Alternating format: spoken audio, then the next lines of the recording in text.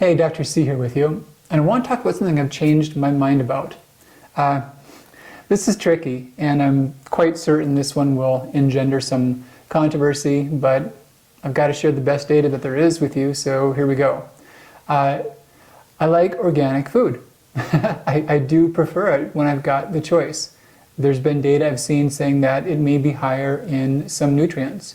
I've also seen some data that some of the cool phytotoxins, naturally occurring insecticides like phenolics, might also be higher in organic foods. These are things that are good for us, like the pigments in berries.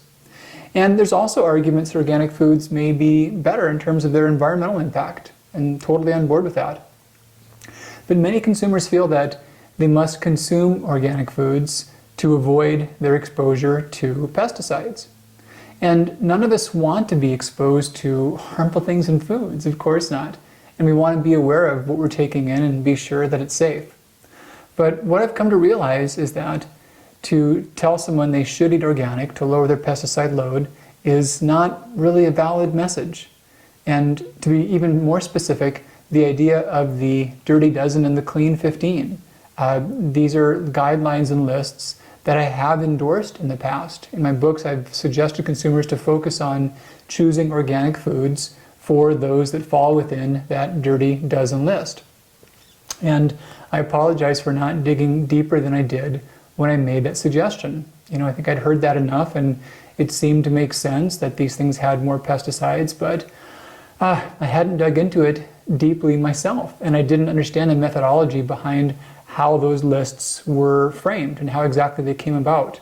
I did understand the sources that were used, that there was the USDA pesticide exposure profile that was done each year, and the list was based off of that, but I didn't know the actual algorithms and the methods.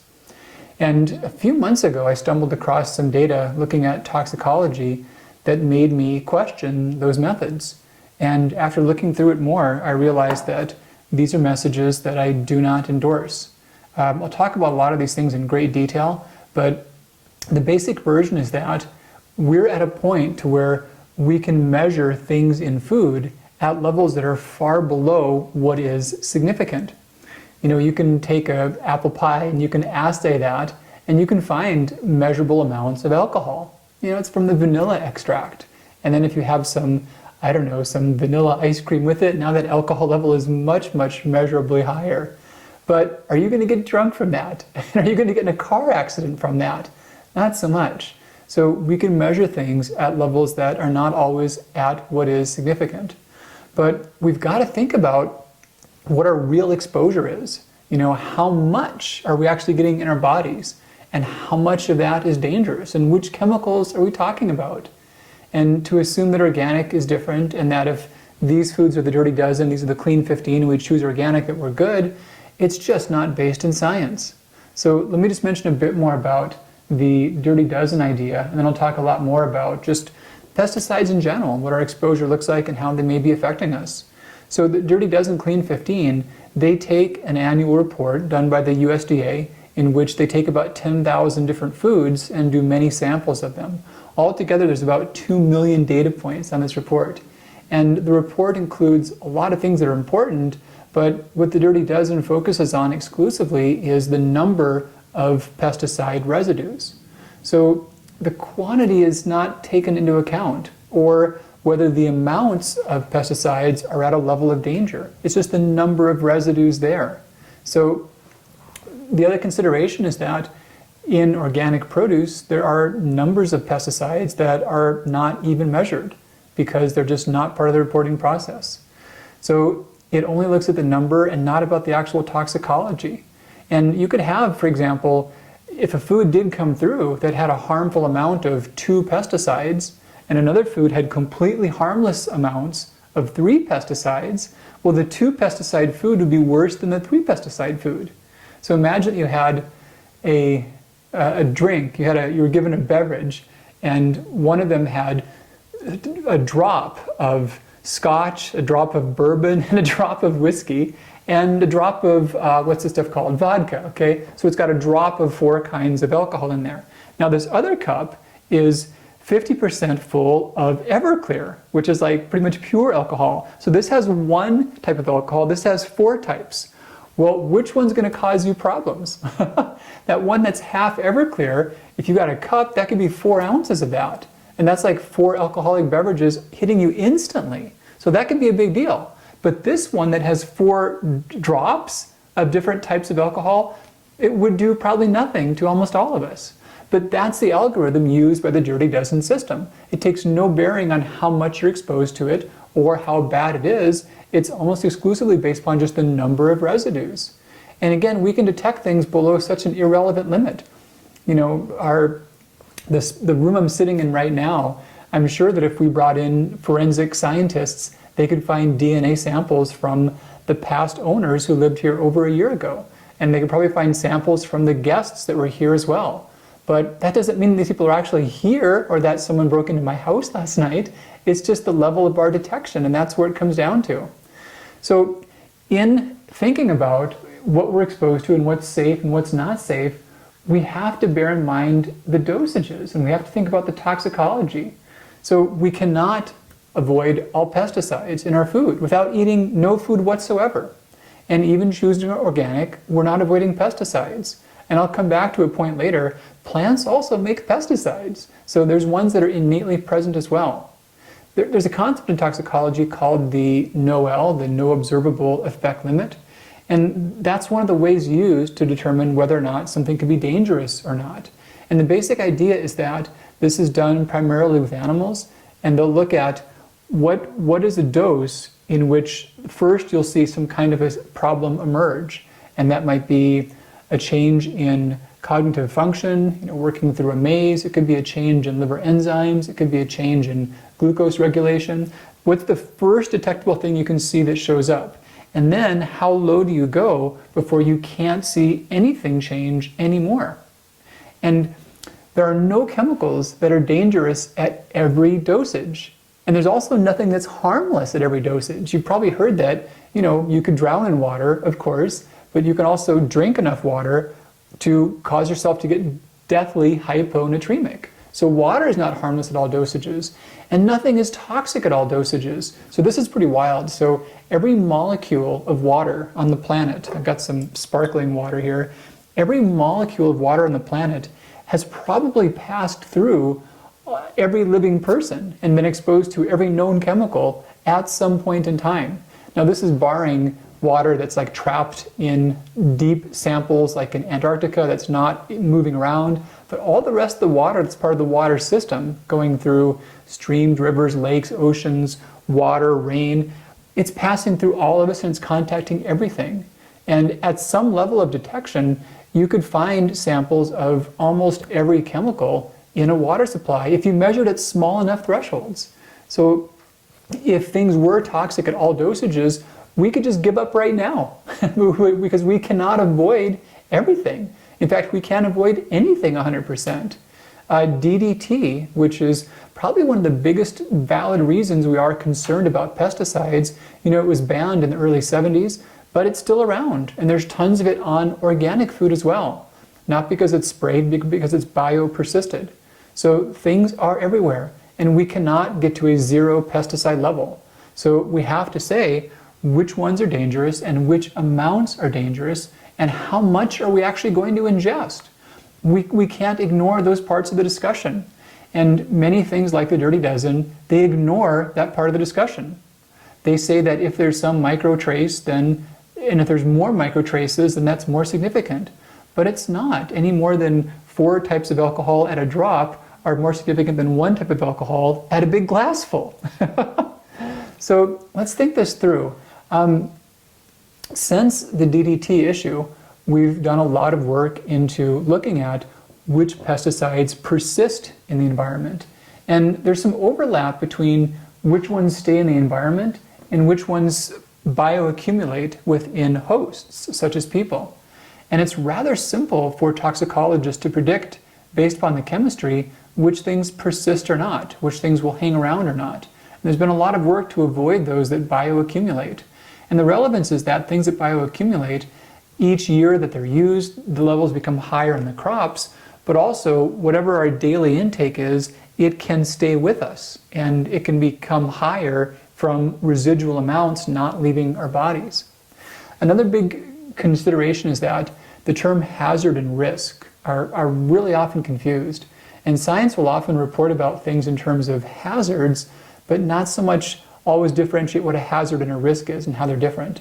So a hazard is something that could harm us. Right now I'm speaking to a camera, obviously, and there's some electricity involved in this process. So electricity is a hazard. If I were outside on a rainy day walking around barefoot and I got struck by lightning, no bueno, not good. And the electricity in the camera right now, if it were taken out and if it were concentrated and amplified, it could electrocute me. So I'm facing a hazard by being in proximity with this current in the camera. But is there a real risk? What is the likelihood of the current in the camera amplifying and hurting me and entering my system? Well, that's pretty much zero. So hazard and risk are different. And there are things like the Dirty Dozen that conflate hazard and risk. So yes, pesticides in high quantities, in high exposure, can totally be harmful. No debate about that whatsoever. And that's true of all pesticides, those that are synthesized, those that are organic, those that are naturally occurring in the plants. Any of those things in high quantities that we ingest could be harmful to us. But the quantities matter. There's no single thing in the world that's dangerous regardless of the potency. The potency is always relevant. And the bizarre thing too is that there's countless examples of things that are dangerous in some potencies that might even be helpful in minuscule potencies. This has been called hormesis, and a lot of the ways in which things in plants, besides from just supplying nutrients, are good for us are ways in which they are hormetic. Broccoli has things that are flat out poisonous, but the amounts that are there happen to be good because they engage our body to get ready and to be stronger and prepared for exposure to things like that. So organic, let's talk more about organic. So people often assume that if you're not sure, just buy organic, and that way you'll be able to avoid the pesticides. Well, the pitfall is organic foods do not avoid pesticides. Organic produce is grown with pesticides, and many of them are synthetic pesticides. They're synthesized. Now, the guidelines call for them to be ones that are considered to be naturally occurring, but some of them, I've looked at the chemical process of this, some of these, it's quite a stretch. There are certain known mycotoxins that are taken and fermented and then modified in various ways. So there was something natural at once, but by the time it's said and done, not so much. And the other thing too is that there are some naturally occurring pesticides that may be among the most toxic biopersistent pesticides on the market right now. One of the big cases there is tribasic copper sulfate. And this is one of the most commonly used organic pesticides.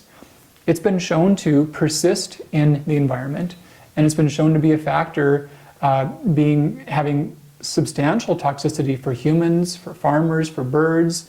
It also can damage soil microbiome. It can also be a factor being toxic for marine animals. It can kill invertebrates. It bioaccumulates, and it's only used by organic farmers. And those are all things that are not true of other synthetic pesticides.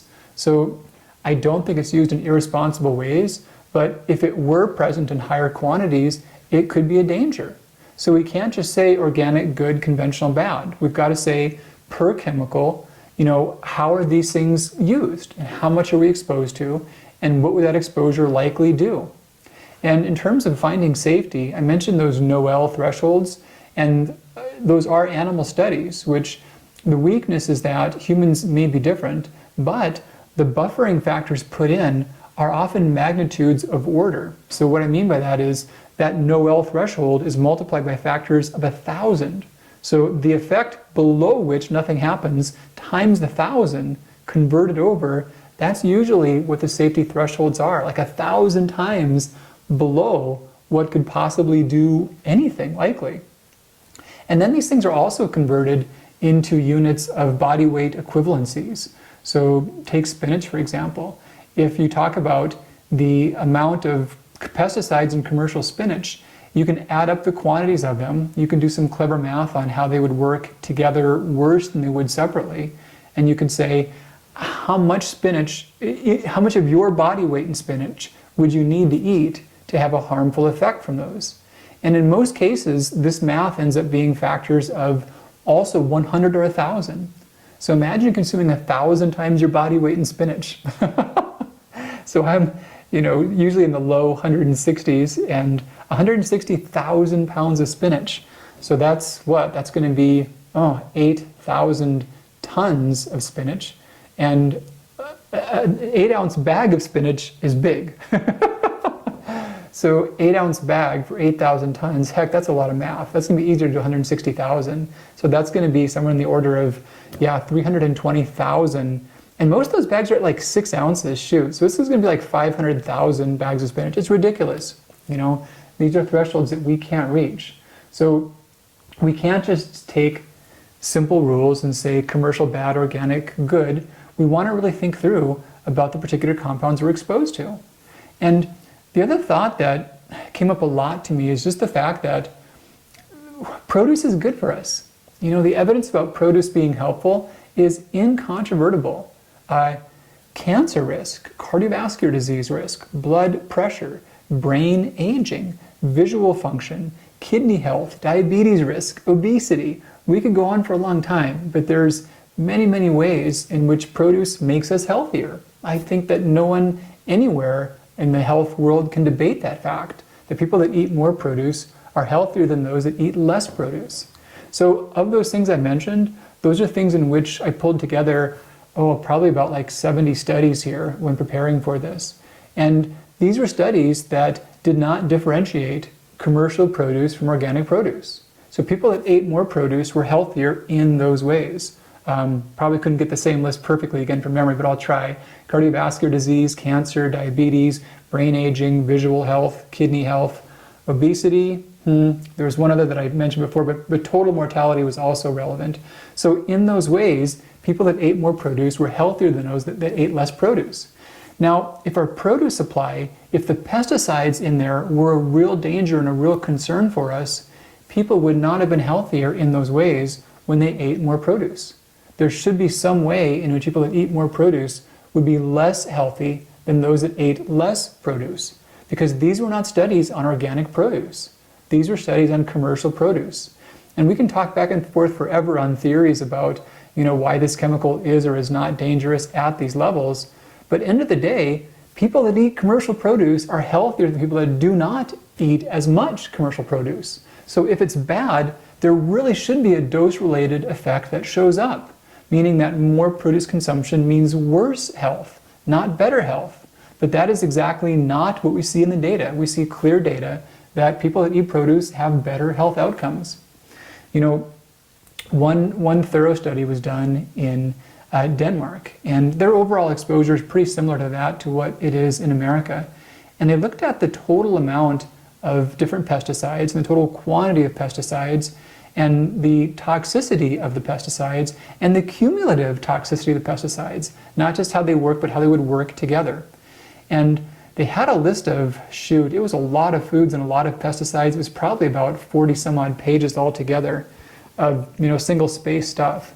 And looking at the NOEL, the no observable effect limit, and looking at how much people would consume if they ate the recommended higher amounts of produce every day, day in and day out, and then comparing that against other toxicity from plants that we're not as afraid of, specifically alcohol and caffeine.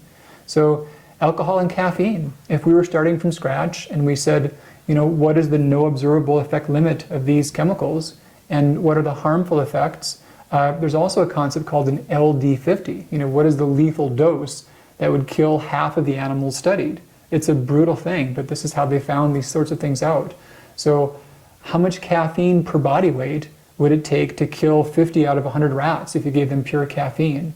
That's actually known, and you could compare that against the LD50 for many pesticides.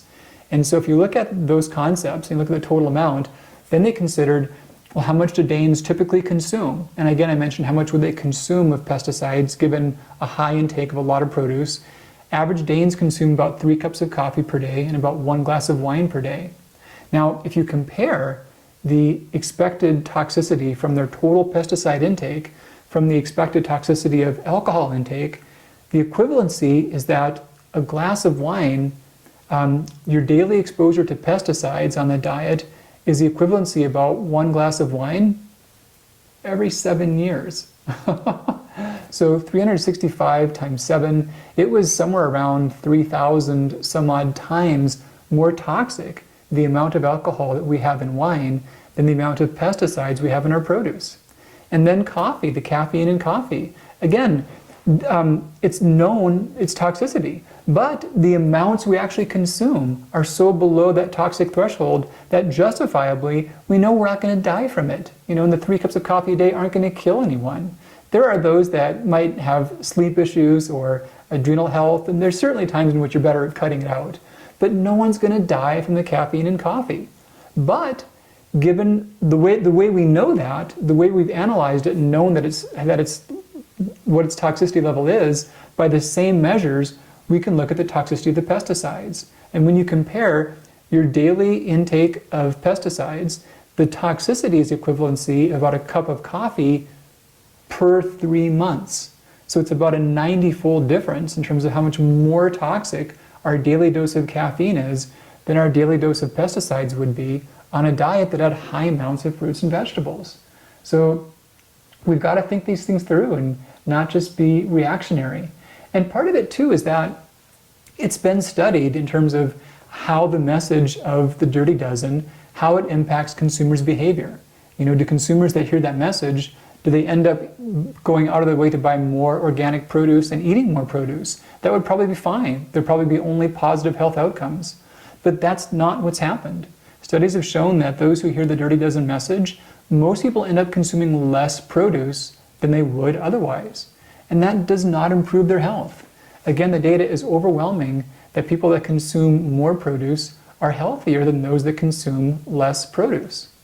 So the other big angle I wanted to mention is that pesticides, we've got synthetic ones on commercial food, we've got the organic ones that are used, we've also got the plant's own pesticides.